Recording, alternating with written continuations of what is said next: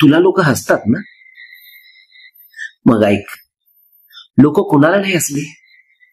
संत तुकारामांना हसली, संत गाडगेबाबांना हसली, ज्ञानेश्वर माऊलींना हसली, डॉक्टर बाबासाहेब आंबेडकरांना हसली. एवढंच काय, छत्रपती शिवाजी महाराजांना सुद्धा लोक हसली. म्हणे मोगल साम्राज्याच्या विरुद्ध जाऊन स्वराज्य घडवणार. हसली ना? त्यांनाही हसली. मग ते थांबले? आणि थांबले असते तर? चल आता तुझ्याकडे होऊया.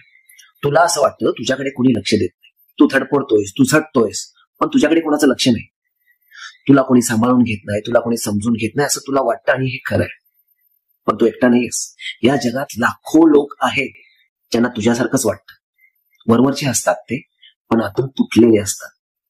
एक लक्षात ठेव, तुझ्या संघर्षाची किंमत तुला माहिती. जग नाही समजणार, आणि म्हणून थांबवू नकोस. स्वप्न तुझं आहे, जबाबदारी तुझी.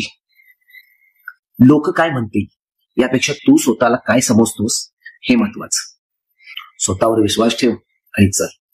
ब्रह्मांड परीक्षा घेत, तुझीही घेत असेल, पण ते कोणाला एकटं सोडत नाही. शेवटी तुला यश मिळेल, कारण तू सहन करतोयस. आणि कुणीतरी म्हटलंच आहे ना, सहन करण्याची ताकद असणाऱ्यांनाच देव देतो. मग हसू दे